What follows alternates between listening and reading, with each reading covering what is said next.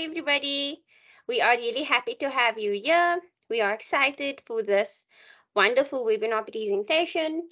You know who I am. My name is Fatima Peters. I'm going to be introducing the amazing panelists who have agreed to speak about the experiences using Photovoice as a method. And the thing that we will be discussing throughout the presentation is, can we use Photovoice as a tool for social justice? So, as I had mentioned prior to 12 o'clock, this is a live presentation. We do request for housekeeping that you put off your microphone and your video of yourself. And I'm not sure, Santosh, Stephanie, and Lynn, do you want to take questions afterwards or during the presentation?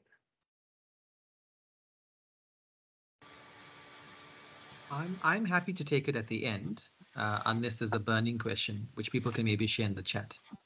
Yes, I Okay. think so. Put the questions in the chat and we can answer questions at the end. Okay.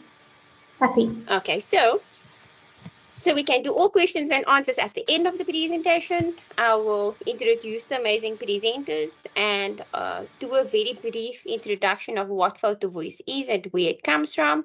And then we will start with Dr. Stephanie Klarmann to talk about her project, then Mr. Suntosh Pillay to talk about his, and Dr. Lynn Hendricks to talk about hers. So yes, to start. So Dr. Stephanie Klarmann is a conservation psychology researcher, photographer, and campaign coordinator for Blood Lions, Youth for Lions. Her research focus is on issues of conservation, environmental justice, capacity building, and youth engagement. She is also interested in effective conservation messaging using photographic storytelling. Sorry, falling over my words today. Right. Mr. Suntosh Pillay is a clinical psychologist and a researcher in the public health care system based at King Dinuzulu Hospital in Durban. He is affiliated to the Nelson R. Mandela School of Medicine at the University of KwaZulu-Natal. And within PsySSA, he is an executive member of both the Community and Social Psychology Division and Sexuality and Gender Division. Then we have Dr. Lynn Hendricks, who works at the Division of Health Systems at Stellenbosch University and in the Department of Social Sciences at KU Leuven. She is an executive member of PsySSA and a previous chair of the Division of Research and Methodology. She is a practicing research psychologist and works with digital mediums through video and photography, as well as co-creative art. And then you have me. I work at the University of Vienna. I'm interested in a whole lot of topics relating to decolonization, research methodologies, and climate and environmental psychology. I'm a registered counselor with the HPCSA, and I'm part of the executive DRM members, and also climate and environmental psychology. Right. So, to start us off, as we know, research methodology is informed by our worldviews as researchers. And Photovoice comes from the paradigm or worldview, which is referred to as participatory action research. And as a framework or paradigm, a way of looking at the world, participatory action research foregrounds a number of values such as active participation, action, awareness, advocacy, transformation, and engagement with people in the community. It also has a strong social justice framework within how we work with people in the community. And so, because of the social justice framework, the worldview informs the approaches that we use and how we practice our methodologies, as well as the methods that we use. So Photovoice is a visual methodology using a visual methodological approach, and it comes from a participatory action and research worldview. There are many visual methodologies, and the values that visual methodologies foreground is centering and co-producing knowledge and foregrounding the voices of participants or co-producers in the community. You try and ensure that you improve work to reduce power and improve the agency of the people that you work with in the community. And for me, it's more about emancipation than empowerment, because empowerment requires that the researcher shares power, whereas empowerment is about you capacitating the people you're working with in the community to take action for themselves. And so there's an element of critical consciousness by people in the community that are working with you on the project. And through social justice and participation, they are able to really inform researchers about what they are experiencing. And something that is really central in visual methodologies is respecting the people that we are working with and believing that they have the knowledge. Unfortunately, we as researchers, we don't have all the knowledge, even though we would like to believe we do. So when we look at the methods that we can use, when we are informed by a participatory action research paradigm, and we are using a visual methodological approach, we can use many different methods. And the method that we will be speaking about today is Photovoice. There are many other methodologies that we can use when we are doing a research with communities, and that are visual in approach, or visual in terms of method, such as autophotography, photo elicitation, biographical drawings, body mapping, life grids. And there's been really a phenomenal increase in the methods that are being designed. And Photovoice is not a new method, but that it's not new, but it does have a history. So it comes from anthropology, and it is also informed by someone referred to as Paulo Freire, and he speaks about the concept of critical consciousness. So there's a lovely book. I just want to go out of here. There's a lovely book that is free to download. It's this book over here. Not sure if you can. I don't think you can see it. Let me just stop sharing that particular screen.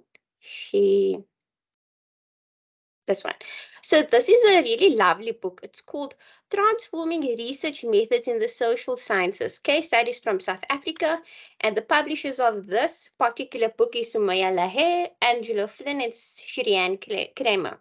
And there's quite a lovely variety of research methodologies spoken about. And in this particular book, there's a chapter on visual methodologies, and it falls under the transformative trans, transparadigmatic methods. So if you go onto Google, you will be able to download this chapter. It's called Photovoice Methodologies for Social Justice by Sosha Casey, Debbie Kramer, Floretta Bonsai, and Despika Learmonth. Right. So this is really lovely reading. If you do Google, there are many, many, many other readings that can inform you when you decide to use your methods. I just want to mention one other thing. Research methods are not stuck in any particular paradigm, and there are many other critical paradigms that can be used to inform the use of photo voice, such as narrative theory, autoethnography, and a whole host of other methods. The important point when designing your research is that you can explain the integration of your paradigm, your approach, your design, and your methods. So just to highlight a few important points when using participatory action research as a paradigm, and it's informed and how it informs your methods. Um, when you're working with people in the community, it's really important that you try and include people from the beginning, during conceptualization of the project, during data collection, during data analysis, and during dissemination and advocacy of your results. And it's not your results as a researcher alone. You actually share responsibility and share the knowledge with your people that you're doing the research with. Collaboration and co-production of knowledge is important. Understanding the context in which you are working, not being extractive. And this comes from a very positivistic paradigm where it's seen you go into the community, you take information and you leave, and that is considered exploitative and really not something that one should practice when you are using a participatory action paradigm, and when you want to be using social justice as a framework when you are working with communities. Visual methodologies are innovative, it's community-based, and it's action-orientated. Right. Then, the presenters today will speak about the implementation of this particular participatory action research process and the implementation of Photovoice. So when you're starting out with Photovoice, you do have to have an agreement with the people that you will be working with in the community. You have a research question. However, it's more important that you facilitate the relationship with the people that you are working with and that they agree with you on a middle ground about what it is that you're going to do. Then, during this process, you're doing exploration about what they are interested in, what you are interested, and you make a decision about what you're going to do, what the level of participation will be, what the outcomes of the project will be, how it will be implemented. And this is where all the designing and decisions are made. And it's really made with the participants or with the co-creators of knowledge. Once you know what you want to do, you have everybody's on the same page. You can, this is Photovoice, so people need equipment such as either actual camera or you a cell phone, or you can have those throwaway cameras. However, since this is also part of climate and environmental psychology, we do prefer that we don't increase waste. So reuse, reduce is more in the frame of what we are going for there. So equipment such as using cell phones, and then it's important that participants are trained and informed about what they can do, what they should be careful from doing, and what they and then really encouraging participants to think about what stories they want to tell through the use of the photos. So the photos are really used as a tool for exploration and discussion with co-creators of knowledge to have them help tell a story. Once the training has occurred, they have equipment, they know what they are looking for, you decide on a time frame, you give your co-creators, you agree, okay, it's 1 week or 2 weeks, you're going to take photographs, and then they go and take the photographs, and then you have a meeting again where you now look at the photographs, you discuss the photographs, you help and facilitate the process of discussing with the co-creators about what it is that they want to say, and then they can make a decision as to whether or not they want to take additional photos, reframe the photos, etc., etc. And once this whole process is concluded, you write it up, you want to now disseminate the information. And with Photovoice, there's normally a public engagement, and the public engagement can take many, many, many different formats, as the presenters on the panel will explain. Right.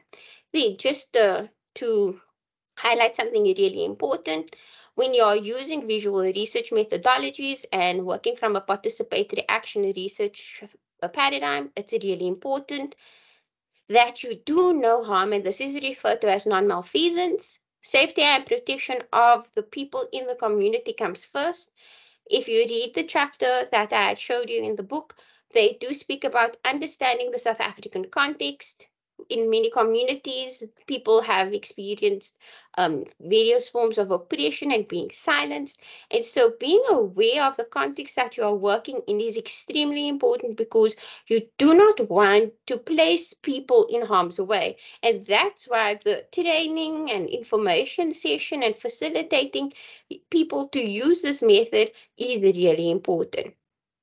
Something, for example, if you're working in a community where there's high rates of crime, violence, and gang activity, you do want to ensure that you inform people that are taking photographs that they do not take photographs of things that could be seen as getting people into trouble. Obviously gangsters don't want photographs of them to be taken if they're doing something illegal, and that can cause that the people that are taking the photographs could get hurt.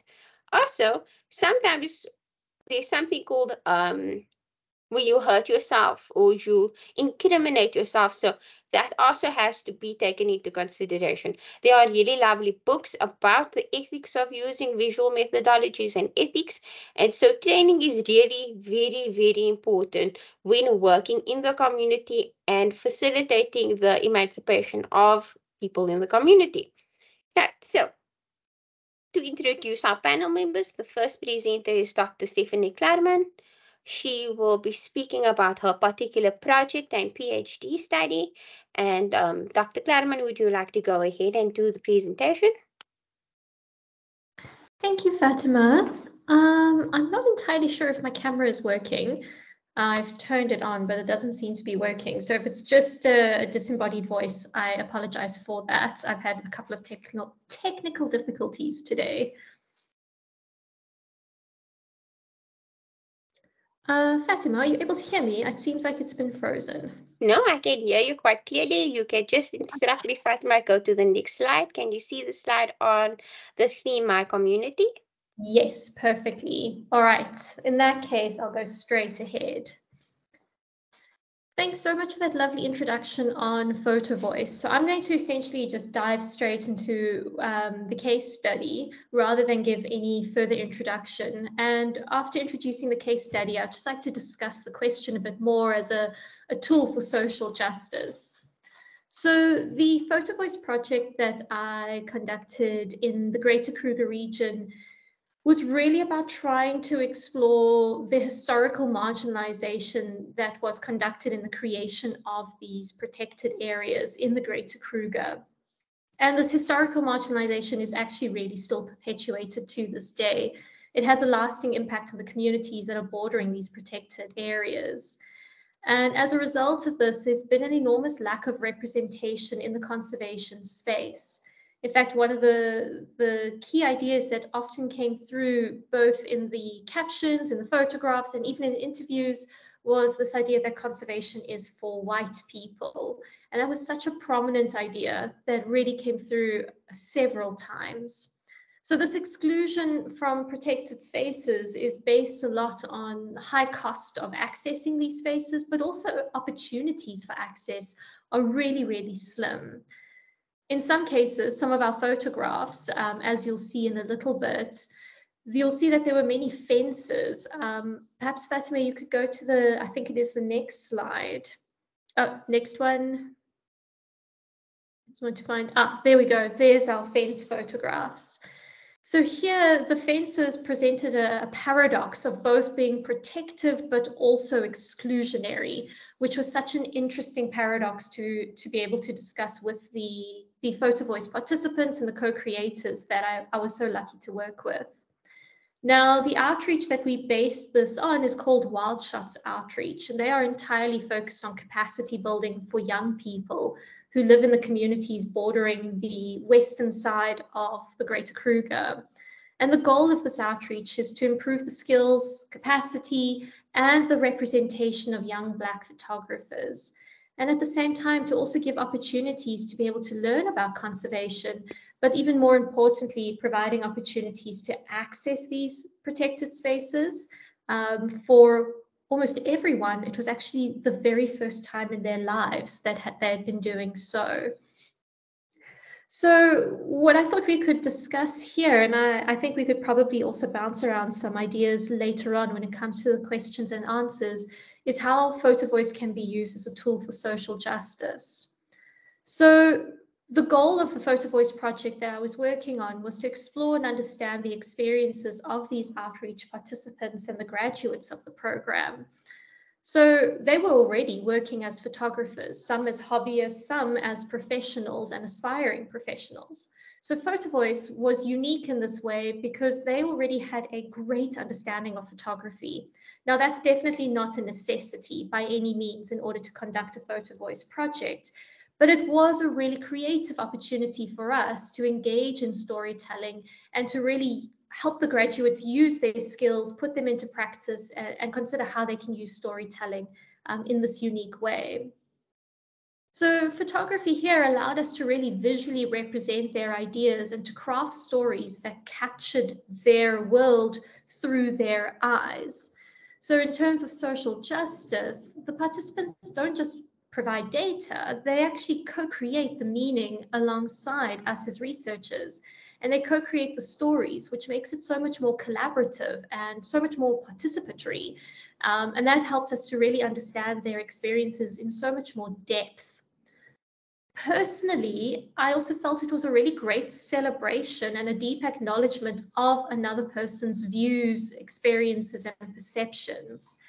And through telling stories, even though it was done visually, it means looking inside a person's worldview, because stories portray something deeply personal.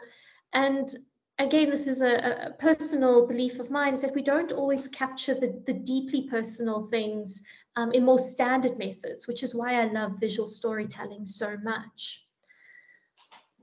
And I think it's also important that we also consider how we approach Photovoice projects. You know, it is a lovely media to use, but we don't want to exploit participants for their stories and leave again. So to ensure that, you know, social justice is really being promoted in a genuine way in these projects, I strongly, strongly believe and encourage all researchers to take on a very collaborative, inclusive, and creating a trusting environment. You really want to create an environment in which, you know, there's no judgment, or there's no fear of any kind of repercussions that come from their stories. And you also want to make sure that the participants are deeply acknowledged as experts on their experiences, and that they are co-creators of the knowledge that is gained through their stories and what is shared through those stories. So perhaps we could just, you know, share one or two more slides, just because I think they're a lovely demonstration of the kinds of photographs that we gathered, and the participants' stories are shared next to those photographs in the captions. We don't have to leave it up for very long, but I do love to show the participants' experiences. Whilst that slide is up, these were the images that we used for the Photovoice exhibitions. So far we've conducted 2 exhibitions with plans to hold a 3rd one, hopefully in October this year, which will be in Ludlow, just outside of the Kruger. And these were put up for the participants, their families, their friends, and other conservationists from around Kruger to come have a look and to come be able to celebrate their photography and their stories alongside the photographers.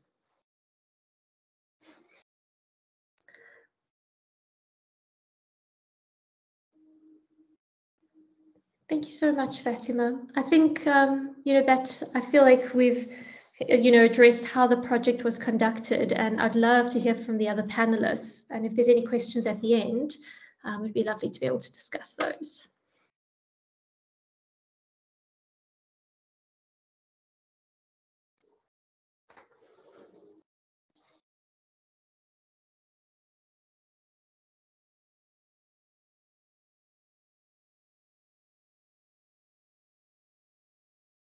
Hi, Fatima, can I go ahead?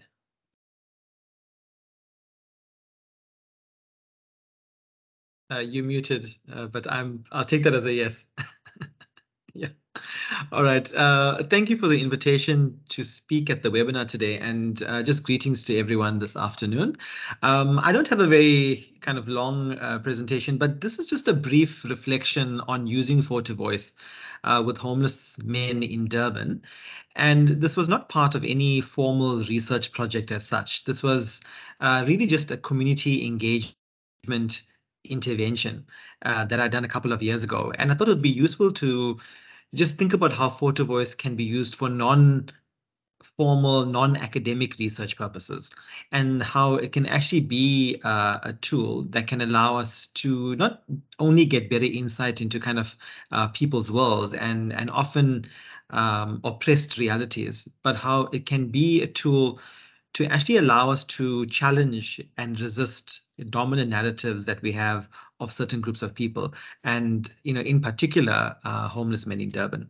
So I'm speaking from, I suppose, the perspective of someone who is a clinical psychologist, and I work in the public health sector in Durban. And obviously, I engaged with this project also with that kind of academic lens, even though it wasn't an academic project. But also, this was part and parcel of my engagement with an NGO in Durban, and that was the South African Depression and Anxiety Group, along with our partner organization, which I co-founded a few years ago, called the KZN Mental Health Advocacy Group. And all of this was done under the auspices of an even larger project called the Empathy and Hope Project, which was started by a mental health activist in Durban. Her name is Chantal Boyson, and I'll speak a little bit more about the Empathy and Hope Project at the end as well. So this eventual project was, I suppose, took place at the intersection of lots of kind of different community-based non-governmental spaces. And for all sorts of different reasons, we chose to work with homeless men in Durban. We can go on to the next slide, Fatima. So just to give some context and background, the pictures that you're seeing in front of you, so the first picture that you're seeing is, in fact, the Dennis Hurley Center. And the Dennis Hurley Center is a church-based organization that offers homeless people services under the auspices of something called the Inkosinati Project for the Homeless. And the Dennis Hurley Center is based at the foot of the central business district in Durban. So the moment you enter central town, you would see the Dennis Hurley Center.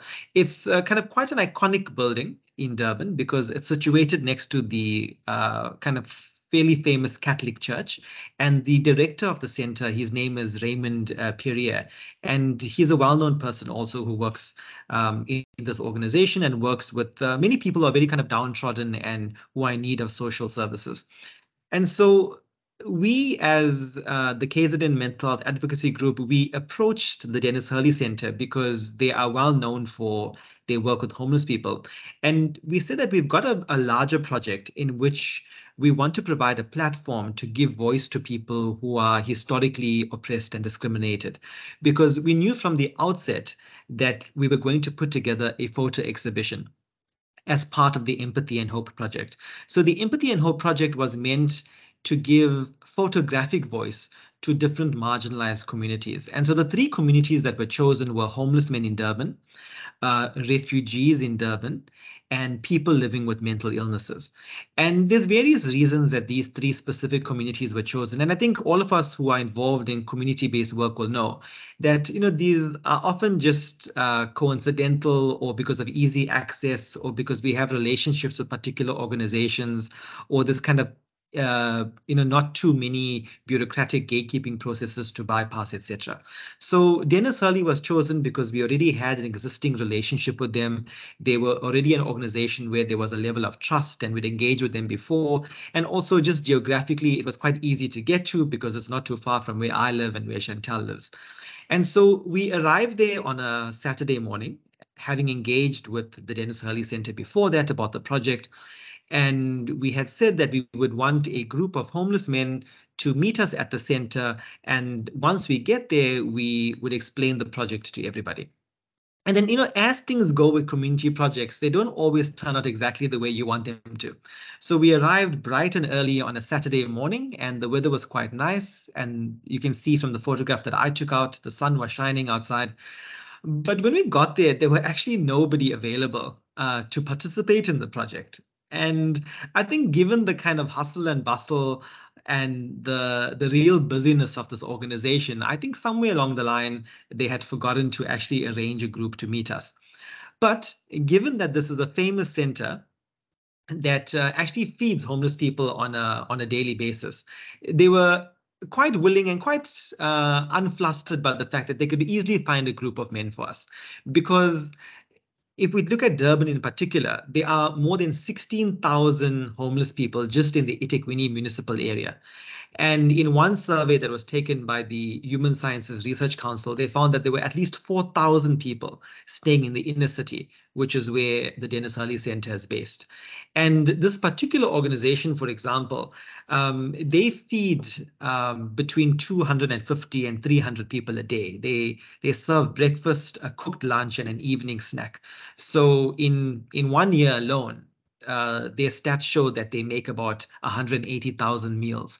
And I'm saying all of this because even though we got there and the target market or the kind of people that we were hoping to meet were not available, it didn't even take a couple of minutes for them to gather a group of men who were willing to participate in the project. And I suppose I'm sharing it in this particular way because like kind of a deep contextual engagement and getting good buy-in. And when we talk about participatory action work or research or engagement, we talk about kind of setting up these relationships in ways that are meaningful so that everybody feels like an equal partner. But the reality of this particular project was that it didn't take place in that particular way. That in fact, when we got there, we had to almost kind of think on our feet, and we had to accept the fact that our participants were only going to find out about the project on the very morning that they were going to participate in it. And many of them were quite eager anyway, because, one of the mental health effects of being homeless is that some people are quite bored and often quite lonely. And boredom and loneliness was alleviated, at least for some of the people who were then told that you have something to do for this morning, that there are two people from a community organization who are here and they would like you to speak to them. So then when we got the group of men, we went inside the Dennis Hurley Center to the second picture, those chairs and tables where we sat with everybody. We gave them all something to eat, some water, and we discussed who we were, what the project was all about, and what will be the end outcomes. And obviously, people were free to leave at that point if they did not want to participate. And I think, if memory serves correct, because this did happen in early 2020, all the participants eventually decided to take part in this. Because these were homeless people, we did not expect anyone to have a cell phone with a camera, which is the expectation these days with Photovoice. So we did carry 2 cameras with us. And we then split the group into 2. So my colleague Chantal, Fatima, I'm not sure what happened, but I'm seeing myself there. Okay, it's back to normal. So she took one group of people and she went with her camera, and I took one group of people and I went with my camera. And then we decided to walk around the city. And so I think what was also different about this particular project is that we included what we would call, I suppose, a mobile methodology as part of the Photovoice project as well. So this was not a project where we gave people cameras or where we told them to take out photographs on their own accord and come back after a week or a month or something like that. That this was happening almost live in person.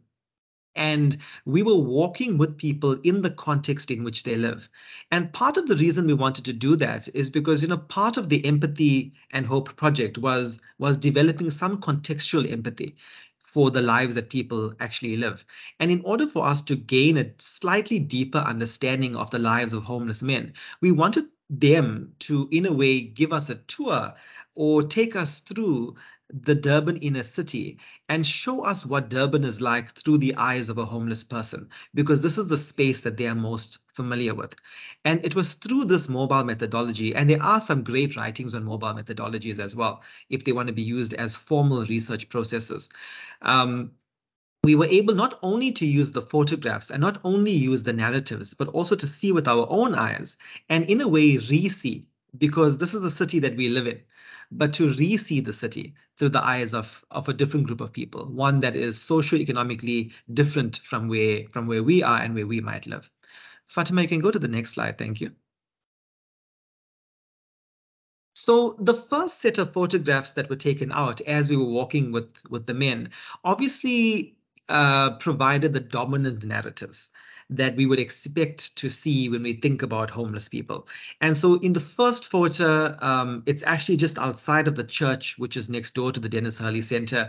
We can see the name of the road, which is Paddy Kearney Way. And Paddy Kearney in particular was one of the founders of the Dennis Hurley Center. And when he passed away, that little road was named after him. And homeless people live and surround that area because they know that the closer they are to that center, the more food they're going to get, the more social services they're going to get. There's a nursing clinic over there, etc. And so we can see somebody's, I suppose, little place where they're going to live, with the 2 buckets and the blankets and their wares parked over there. And then on the next photograph, we see some people who actually have to almost, in a way, carry all of their goods with them everywhere they go. And in some cases, even carrying large pieces of plank and wood because they might have to make makeshift homes wherever they live. And so we see a kind of life or kind of home that is actually a mobile home in itself. And so when we often think about homelessness, we think of people not having anywhere to live, and the phrase homeless suggest that there is no home. But I suppose the dominant narratives give us pictures like this. But I suppose the counter narrative is that many people do in fact see themselves as staying in particular places and as having a home, but not a home in the traditional sense. Certainly not a home in the traditional kind of middle class sense of a brick and mortar building with a roof over your head. So while people might not have a consistent brick and mortar building that they live in, they do see themselves as having a home as such, even though these homes might not be the kinds of homes we think about when we think about some sort of dignified living. But counter to these dominant narratives, in the next slide, you'll see that some people were able to offer resistance and were able to challenge these dominant narratives. So you can move to the next slide, Fatima. Thank you. So this is my personal favorite photograph, because in this particular photograph, and I remember it quite clearly because, I was walking with this group of guys, and the one guy stopped me and said, "Can we just go back a little bit? Because I remember seeing something that I want to photograph." And he took a photograph of this bin, and I didn't immediately understand what was significant about this photograph, because I just saw it as one of these concrete bins on the sidewalk. But when we went back up to the center after walking around town for about an hour, and then we gave everybody lunch, and then we uploaded all the photographs onto a projector screen, and then we had a discussion about the photographs. He had chosen this photograph as his favorite one. And he said that when we think about homeless people, we often think about them as dirty and unclean. And that's why the photo of the bin was quite significant, because a bin is something that's dirty and unclean. But the reason he took out the photograph was because from this bin, this dirty, unclean device, there's actually this beautiful greenery that's growing out of it. And we don't expect to see greenery growing out of a bin, because we often throw things that we don't want into a bin. And so he took this photograph to show that although he might be, I suppose, dirty and untidy in the way he looks, that he does see himself as having hope, as having resilience, as being able to grow the way a plant grows through the cracks of a bin. And even though nobody might be taking care of this plant, nobody's watering this plant and nurturing this plant, somehow this plant is managing to thrive. And I think this is where we can resist the kind of dominant narratives of homelessness, and where even this particular participant was able to find some sort of hope and light at the end of the tunnel, or through his own life. And in the last slide, thanks, Fatima, just some photographs of the final exhibition. So in the end, I went to 2 schools. So sorry, was that a comment, or did someone just unmute themselves by mistake? All right, I think I'll just continue. This is the last slide, I think.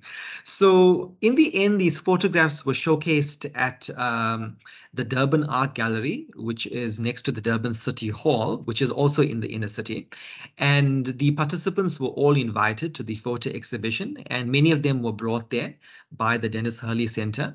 And this formed part of a larger traveling exhibition that also was supposed to go to Johannesburg and Cape Town. Our bad luck, unfortunately, as you will see if you can from the date on the advert, that this was meant to start on the 12th of March. And if anyone remembers what happened in that week of the 12th of March 2020, very soon after, we had gone into the official lockdown, because it was in that week that the first official case of COVID was actually discovered in South Africa. So when we launched this exhibition, which was the Empathy and Hope Project at the Durban City Hall Art Gallery, it was also the week everybody was talking about the famous first case of COVID, which was also not too far away, just an hour and a half away in the small town of Hilton. So unfortunately, the exhibition stood dormant for the entire COVID-19 lockdown. So although we were able to launch it quite successfully, and all the people who attended the launch got to see the photographs, they got to engage with the participants, etc., very few members of the public ever saw the exhibition after that, because it stayed under lock and key throughout the entire lockdown. And by the time the lockdown formally ended, the time period under which the exhibition could stay in that art gallery had also expired, and the exhibition had to be taken down. So again, another reality that we have to face when we're doing community engagement is that we don't often end up reaching the outcomes that we want. And in the end, I'm not sure, to be honest, whether this project actually created any kind of change for the people who participated in them, other than having an opportunity to have some sort of different experience on the morning in which they collected the photographs. But beyond that, I don't think there was any kind of sustainable improvement. And all I can do is cross fingers and hope that this might have triggered some sort of critical consciousness within the participants and maybe even within the attendees of the exhibition. But as it goes with community engagement, we win some and we lose some, unfortunately. So hope to hear your thoughts and engagement on this as well. So thank you, everybody.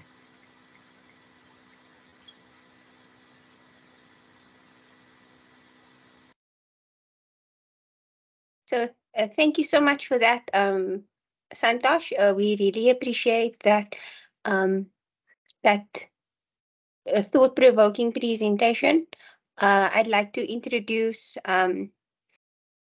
Lynn Hendricks, and she will be talking about More Than a Pill, and she will be going next. Thank you so much. Good afternoon, everybody.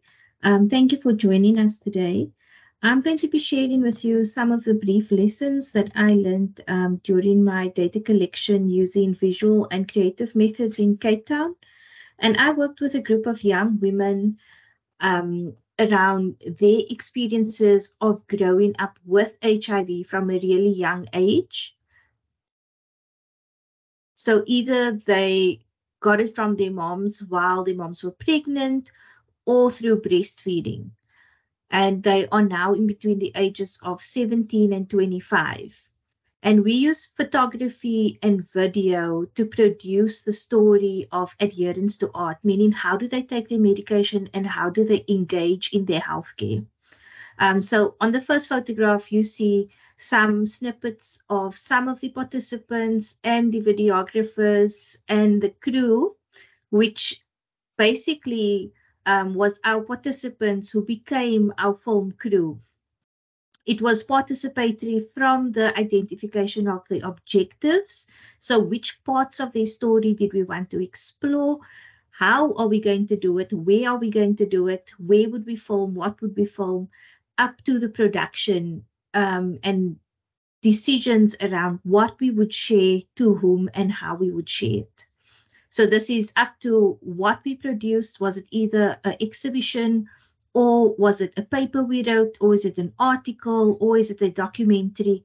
These decisions were made jointly right through the process. The filming took place at the clinics, in our houses, and I say our because it was very open. We decided things as we went along. And we used a combination of multi-sensory techniques and visual techniques. And by multi-sensory, I mean that we laid down on the ground in different spaces, and we took into account what we smelt, what we heard, what we saw. We walked around blindfolded and touched things and really took in what the experience was all about. And with photography, we weren't able to capture the multisensory experience. And that's when we moved over to video, because there we were able to record what those experiences were. The reason we chose this approach was because we started with a social justice lens. We didn't want our findings to make a difference. We wanted the whole process of the research to be transformative from the get-go. So yes, we learned new skills, but we also were able to watch ourselves in the videos, and we were also able to look at the photographs and reflect on our experiences. Through that process, we got a layered analysis to what the experience of firstly growing up with adherence was, but also what doing this research did to us as people. So Fatima, you can proceed to the next slide. What you see on the next slide is a network of all the contributors to what we call the third sphere. So we framed our study inside a concept called the third sphere. And in this third sphere, we had values of equal intelligence, easy moving, frequent and free movement in and out of the sphere. So you could exit the study for 2 weeks, 2 hours, 2 months, and you could decide to come back again. But it was a free space where you could say, hey guys, I've thought about this and I just want to add this to the conversation. Or I need some time by myself. I don't really want to engage with anything right now. Can you check in with me in a week's time? So we had this free movement, but we also had equal intelligence. And what that meant was that everybody's contribution was valued, no matter how big or small it was. Everyone had a vote and everyone had a say as to what we did, how we did it, and how we reported it. We ended up having 12 core co-researchers. We had more than 500 pictures from the study over the period, I think, of about 4 months. We had more than 50 hours of video footage. And included in this video footage is also videos that co-researchers made from the pictures that they took. And we did more than 62 interviews. What you see in these networks, in the very middle circle, the innermost circle, you see our core research team. And moving outwards, you see peers, friends, family members, co-workers, people we came into contact with in the communities, but then also friends of those people, shop owners, people that were walking in the road that connected us with someone else, to the outermost circle that included funders or people, international audiences that also contributed to the research in different ways. But we really valued all our contributors, and using photography, we were able to connect people in the use of pictures, which is a very universal language. And people can relate easier to it. It's an easier way to communicate. Even with language barriers, I think we were working with 4 core languages in the study, but through photography, we were able to communicate with one another. You can go to the next slide. Fatima, and I'm going to ask you to press play on each of these pictures. There should be a play button at the bottom. So I think one of the most interesting sessions we had, recording sessions, was where we had a dance, singing, art competition. So you can click them all, Fatima, at the same time. And what we did was we gave people the tablets. We asked them to bring your tablets that you take with you and hold it in your hand. And when the music plays, we want you to respond with a dance. And we're going to record and then we're going to watch it with one another. And this was 3 of the participants or co-researchers, their interpretation of what that medication did to them. You can see it's very different, same music soundtrack, different experience, different expression. But the power wasn't in doing this alone. It was also in when we watched it back, we were able to talk about it. And what would happen in these sessions is that we would all have our phones, and yes, we provided phones and data and memory cards to everybody in the team. So even myself, I used the same phone that everyone else was using during the study.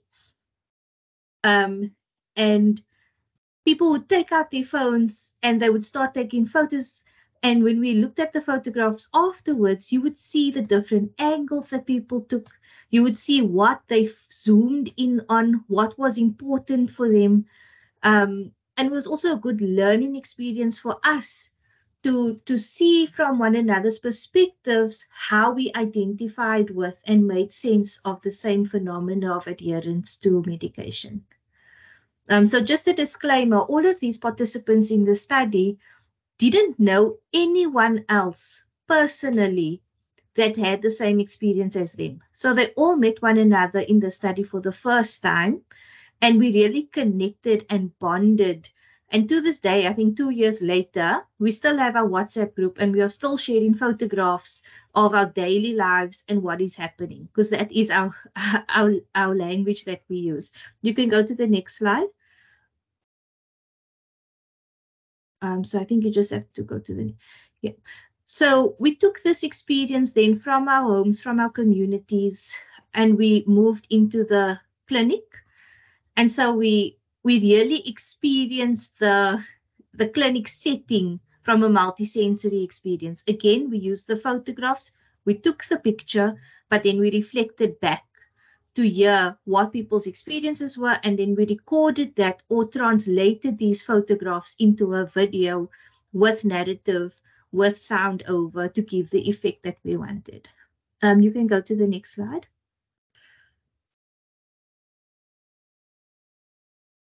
So what I wanted to show you, so this is a photograph that I took for a presentation. And you can see they're very different to the previous photographs. The lighting is really good. It's artistically curated. It's showing the front of all the products. You can see the names clearly. And it's very interesting to look at. It shows all the parts of, you know, what adherence means based on the themes that we found in the data.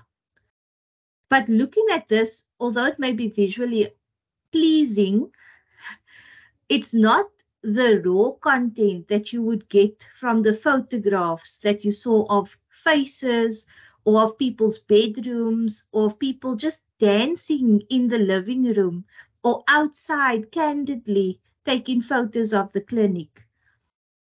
The types of photos that we also use in how we report data and how we report research makes a difference to the story that we are trying to tell.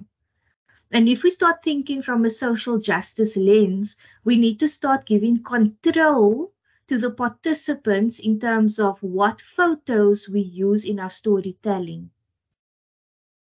So you can go to the next slide. So what I want to show you here is these are 3 photographs in the same house. And the one photograph is through the windows. The participant directed us and said, okay, so if you think about in this bedroom facing the window out, you've got myself there, you've got the participant co-researcher, you have the videographer, and you have another camera person. There are 4 of us in this tiny room looking out of the window. Nora, who is the co-researcher, she's describing to us that outside of this window, there are many shacks at the back, and at the back, it makes a lot of noise, it smells outside the window, and it affects her medication taking because of this plug that is in the middle photo. So I took the photo of the plug. She took the photo of the outside. Can you please play on the plug, please, Fatima? And I thought, what is this connection? And so what it ends up being is this plug goes outside of this window. But it goes outside of the window because the people outside are paying money to her parents so that she can afford healthcare for her medication to travel to the clinic. So the plug in itself, the photograph, is meaningless, but the narrative that accompanies the photograph makes the photograph powerful. Again, a lot of the time when we are reporting using Photovoice, we insert the photos that we think are pleasing or that make sense, and we add our own captions to the reports. But what we really need to do is integrate what the participants describe the photographs as when we are reporting, because that is where the story is. You can go to the next one.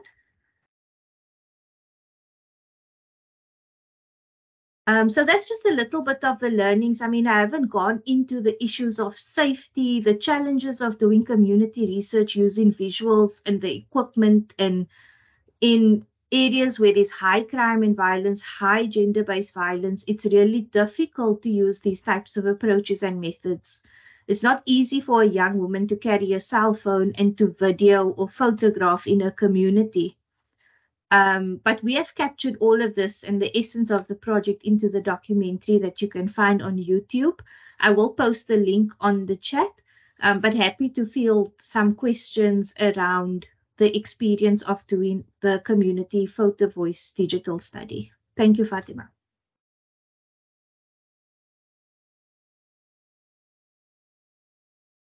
Right, thank you so much, everybody. The panel members were just amazing and on another level. I think that they have given us some food for thought, and I'd like to open the floor for any questions. You can also raise your hand. I'm going to check the chat right now and ask and see if there's any any questions. Okay, there's just a comment. The rose that grew from concrete. Yes, someone's microphone is on and it's making a really loud sound. Thank you so much for switching off your microphone. This is an open space, and this is really about us engaging on something that is really important. And as Lynn and all the other presenters are trying to communicate, we need to look at how we are doing research and whether or not we are increasing participants' voice and power in the research process. And so this is an open discussion. We would like to allow and ask people to please feel free to ask any questions so that we can begin to think about how do we move forward using the knowledge that we have gained from the presenters to do better, more impactful research within communities that we work with. So with that said, is there anyone that would like to ask any questions?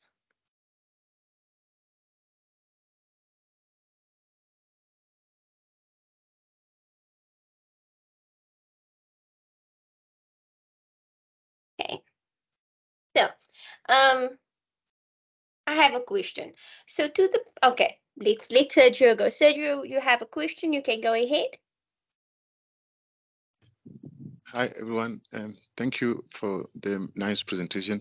I just want to ask on this, Mr. Suntosh on Mr. Pillay on the homeless man. I don't know if you can hear me. Yes, we can hear you clearly. Yeah. So in terms of the participants, you mentioned that I think one of the factors that made them to participate so easy was the fact that they are of boredom. You mentioned something like that. So I just want to understand, like, the first question is, did you experience any resistance in terms of participation?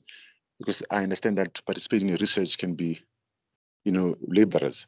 And yeah, that's the first question, if you experience any resistance.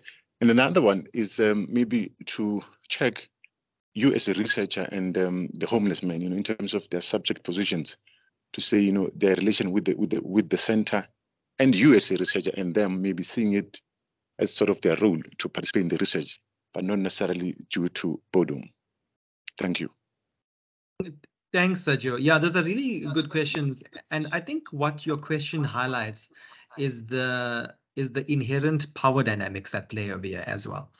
Because, although we try as much as we can to either talk openly about the power dynamics or try to reduce the power dynamics, when we are working with marginalized communities, or with any community for that matter, the researcher always tends to inherently either possess more real power or have the perception of possessing more power. I think in this particular case, there is almost a sense of, I would maybe say, gratitude / obligation that people might feel towards the center itself, because this is the center from which they're getting food, from which they're getting access to social services. And when they are asked by the center to give something back to them, which is participate in this project, although the participants are also going to benefit, hopefully, I think it might be the case that it might be difficult to say no. So you're right. Although on the one hand, there is this kind of sense of, I suppose, boredom and wanting to be occupied in some way. There might also be a sense of obligation, I suppose, to participate. And I think those are the power dynamics that are also at play. In terms of positionality, I think it goes back to those issues around power as well. Because, you know, I'm not homeless and I've never been homeless. And so I think in engaging with the community from which I am not a part of and I don't have any lived experience around, I think, you know, all I can say is that, you know, my goal is usually just to strive for some sense of kind of cultural humility, you know, and going in there with a sense of curiosity and not knowing. Just some thoughts around those questions. Yeah. Okay, thank you.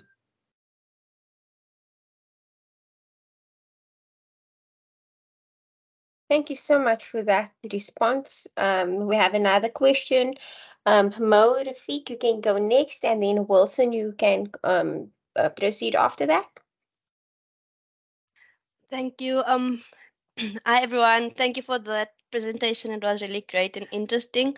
I just wanted to find out, like, so the third presenter, Ms. Hendricks, you said that the participants were co-researchers. Like, I dropped that question in the chat box, but it's fine since I'm asking it. So, in terms of them being co-researchers, does that make them co-authors, and how does that affect the confidentiality and anonymity? Am I saying that right? Of the participants, right? And so I just wanted to know how do you go about that, and like when you do the documentary and the photos, do you have to sign indemnity forms and stuff like that because with the whole, you know, Popeye Act and those kind of things? I just wanted to know what your like methods were in terms of that. Yeah, thank you. That's a great question. So we treat each instance or event on a case-by-case basis. So starting with the consent forms, there was a thick pack of consent forms. There was a consent form for audio recording, video recording, photographs, using the photographs for the documentary making and production, the intellectual property rights, which belong to the university because it's funded through there. And then for the publications, every time there is a presentation or anything pertaining to the data or photos that we use, we get permission from them again. Do they want their names to be used, or do they want just their surnames, or do they want just their first names or a pseudonym? Okay. So in some presentations, especially the local ones, we only use their initials. In international presentations, some of them have opted to use their real names. On the documentaries, the participants' faces are hidden. Some of them are not. And the whole production team is listed as producers. And you can't really identify who's the researcher and who are participants. In the artworks, it uses their initials. So it really depends where we are sharing the information and how. In some of the publications, because there are clauses around who can be authors, because they must have made certain contributions for publications, we don't have them listed, but we have them listed in the acknowledgements. But then in other essays that we've written or presented, we've used real names. So for example, in the future, so in the next few months, we are busy putting together a romance novel that we are writing with a bunch of other people. And we will use everyone's real name, but it will be a fictional story. So it really depends on which moment in time and where and for which product. Okay. I just wanted to ask you one more question, and then, like, would you say that since these participants are now the like they are kind of like creating their own narrative through the photos, would you say that is a form of social justice in itself, since, you know, the aim is to, you know, for social justice? And then secondly, how did you for the multisensory approach, how did you capture the data for that? Was it just people giving their feedback, or, you know? So there is social justice from the findings and what you do with it, and then there's social justice while doing the research. And I think for me, the focus has been on how we do research with vulnerable groups. And based on the evaluation of the research as an intervention, people are transformed. I'm transformed. They are more confident. There is less self-stigma. There is a better ability to make sense of what is happening in the world. It's easier for them to communicate. So everyone has grown in different ways. I think your second question, can you just repeat it again? I seems to have forgotten. So thank you for those answers, they were great. And then I just wanted to know what the participatory meant, multi-sensory approach. How did I Like, you know, capture it? that, yeah. So we captured it on video and audio. So we are able to watch. I mean, we can't capture smells, but we can capture sounds. We can Yeah. capture body responses in the environment. So we've Okay. got footage of people's reactions and of them going through the process. We are able to see facial reactions and so forth. Okay, thank you so much. Pleasure. These are really amazing questions. I'm really enjoying this engagement. I'm sure everyone else is as well. Wilson, would you like to go next? Hi, everyone. Thank you so much for the presentation. My question is directed to Mr. Pillay.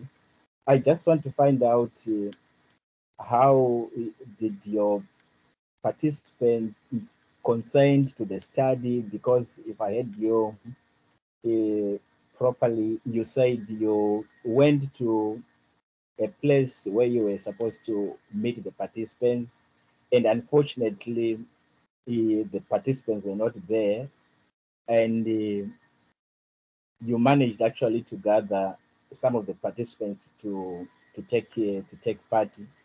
I just want to find out whether they consent to the study. I understand it was not an academic research or a study, but I just want to hear whether they did consent. And the second question is on if you're going around with your participants taking photos. I also want to find out whether there was time for you to train your participants to use the cameras, or you were the one who was actually taking the photos, or if your participants were not feeling the pressure of your presence to the extent that they would take photos that would actually be that they feel that maybe you want. Yeah, thanks for the question. I'll just give some short responses because we over time. So the first question about consent, yeah, so obviously, I mean, we would never do any project, whether it's an academic project or a community project, without proper informed consent. So yeah, every person provided consent to the extent that they understood what the aims and outcomes of the project were, and they could leave at any point that they wanted as well. And this wasn't an academic project. This was never published anywhere. And so they knew that the ultimate outcome was that we wanted them to participate in this photo exhibition that was being held. The second question about cameras. So our assumption was that everybody would know how to use a camera, but we went through the camera mechanics with everyone before we went out and started walking in town. And because we were divided into two groups, each group physically had the camera. So I wasn't the one holding the camera. Each group, one person just had the camera, and they would just share it amongst each other as they saw something that they wanted to take a photograph of. So the camera was just kind of, shared amongst everybody. And there was no difficulties really understanding how the camera had to be used, etc. And there wasn't pressure, I would say, because we also didn't have a set time frame. My colleague and I decided that after about an hour, we would just call each other and we would see where we were in town, because we basically had the whole day for this. So after about, I think, an hour and a half, I think we called each other and realized that we more or less had done quite a lot of walking. We were also a bit tired. And then we decided that we'll make our way back to the center. And by that point, everybody had an opportunity to take out at least one or two photographs for themselves. So we kind of just I would say, democratically negotiated the process with the participants as the morning and the afternoon unfolded. Thank you. Right, and this brings us to the last question, and then we will be wrapping up. Mo, you may go ahead with the last question. Thank you so much, Fatima. I just wanted to pose my question to the first presenter. I think it was Dr. Stefani. I just wanted to find out. She said it was in the Kruger area, where she conducted a study. I wanted to find out what was your experience in the positionality of you as a researcher, the experiences of the participants. How did your position as a researcher affect their experience?